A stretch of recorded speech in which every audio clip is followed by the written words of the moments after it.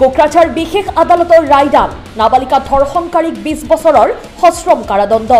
কোকৰাঝাৰৰ জয়দেৱ কোচৰ আদালতে নাবালিকা ধৰ্ষণকাৰী নিৰণ মুছাহাৰীক 20 বছৰৰ সশ্ৰম কাৰাদণ্ড আৰু 20,000 টকাৰ জৰিমনা বিহিছে। জৰিমনা অনাদায়ে 3 মাহৰ অতিৰিক্ত কাৰাবাসৰ নিৰ্দেশ প্ৰদান কৰিছে।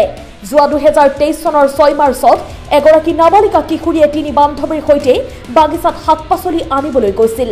তেতিয়া বাগিচাত কৰ্মৰত নিৰণ মুছাহাৰী নামৰ পাখণ্ডটোৱে এগৰাকী নাবালিকাক নিৰ্জন স্থানলৈ লৈ গৈ ধৰ্ষণ কৰে। পিছত নাবালিকাগৰাকীয়ে ঘৰত আহি সকলো বিৱৰি কোৱাত পৰিয়ালৰ লোকে নাবালিকাগৰাকীক কোকৰাঝাৰ RNB চিকিৎসালয়ত ভৰ্তি কৰায়। ইয়াৰ পিছতে পৰিয়ালৰ লোকে সদৰ থানাত গোচৰ ৰুজু কৰে। কোকৰাঝাৰ সদৰ থানাত ৰুজু হোৱা গোচৰ নং 100/23 আৰু বিশেষ গোচৰ নং 1/24 অধীনত দুটাকৈ গোচৰ আৰু 6 অফ পক্সো আইনৰ অধীনত নিৰণ মুছাহাৰীৰ বিৰুদ্ধে এই ৰায়দান প্ৰদান কৰে কোকৰাঝাৰৰ জয়দেৱ কোচৰ বিশেষ আদালতে। স্পেশাল জাজ জয়দেৱ কোচ তেখেতে এটা ৰায় প্ৰদান কৰে।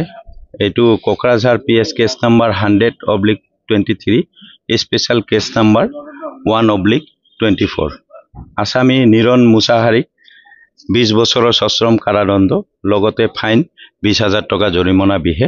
জৰিমনা অনাদায়ে 3 মাহৰ সিম্পল ইমপ্ৰিজনমেণ্ট বিহে। এইটো ঘটনাটো এনেধৰণে আছিলে। ইনফৰমেণ্টে এটা ৰিটেন ইজাহাৰ দিলে কোকৰাঝাৰ PSত যে যোৱা 6/3/2023 তাৰিখে তেওঁৰ নাবালিকা ছোৱালী ঘৰৰ ওচৰতে থকা ফাৰ্ম হাউচত শাক পাচলি আনিব গৈছিলে আৰু সেই চলতে আসামীয়ে অলপ ফাকত লৈ এই ছোৱালীজনী নাবালিকা ছোৱালীজনীক ধৰ্ষণ কৰে। ফলত বেয়াকে জখম হয়। লগে লগে তাইক চিকিৎসালয়ত ভৰ্তি কৰা হয়। তাৰ পিছতে থানাত এজাহাৰ দাখিল কৰে।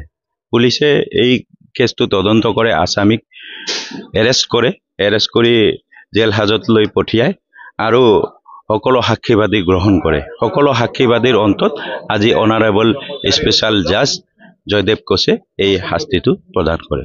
ধন্যবাদ।